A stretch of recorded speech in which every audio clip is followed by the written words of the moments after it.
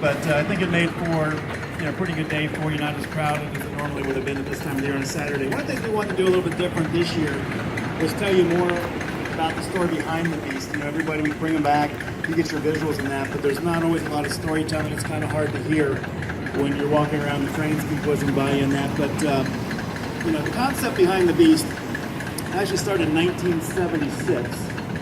Tap Broadcasting owned Kings Island at the time, and they were looking to add another major ride. The racer had opened the rave reviews in 1972, and it's hard to believe now when you look at it, but that at one time was the tallest, fastest, longest wooden roller coaster, the racer. So they thought about rebuilding the Shooting Star, which has been a real popular ride at Cincinnati's Coney Island, but then they looked at it and said, great for nostalgia, but we've got something similar with the racer. We have a chance to do something a little bigger, a little more special. So they looked out, scoped out this area of the park, and they wanted to get John Allen from the Philadelphia Toboggan Company to design it for them. He had designed the racer, a lot of the other wooden roller coasters that you saw in the 50s and the 60s.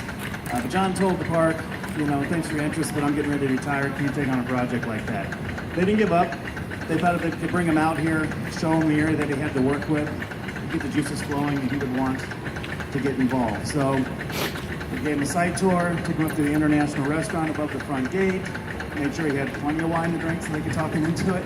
He still was not interested in designing the ride. So he said, tell you what, guys, you can do it yourself. So he took one of the menus. We'll wait again here. Then you come up.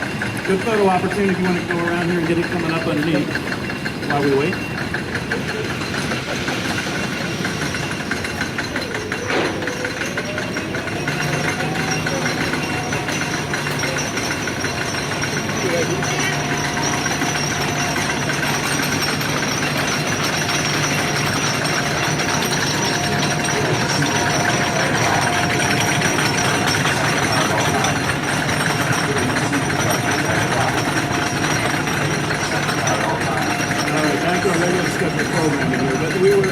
John Allen, they said you can design it yourself.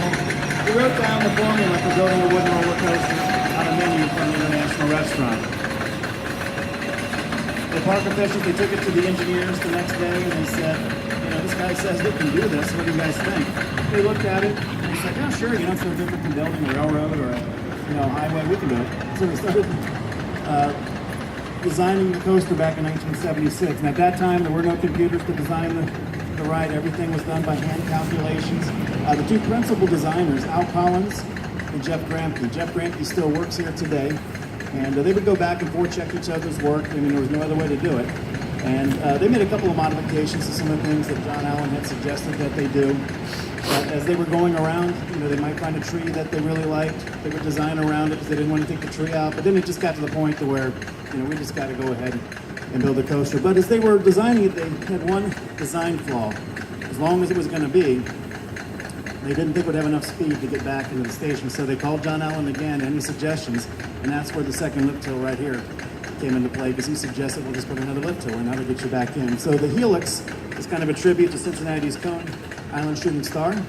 So they wanted to have a little bit of an element of that. But when they went into designing this ride, they went around the country in 1976, and they rode all the top roller coasters out there at that time. And took some of the best elements of each and put it into this ride. So after 3 years of construction, the ride opened in 1979 and still stands today as the world's longest wooden roller coaster, 7,359 feet. Now, we did have one question from somebody as we were walking back. They wanted to know why on the lift hill, sometimes is it so, I won't use the word, I guess they said so slow, going up the lift. One of the reasons for that is it's called the blocking system that we have to make sure there's enough space between the trains. So the train on the first lift cannot leave that lift until the train on the second lift right here has gone past. So that is one of the reasons why sometimes you might go a little faster, you might go a little slower, you might temporarily stop. So it's just going to depend on where the train in front of it is. So any questions about the Beast?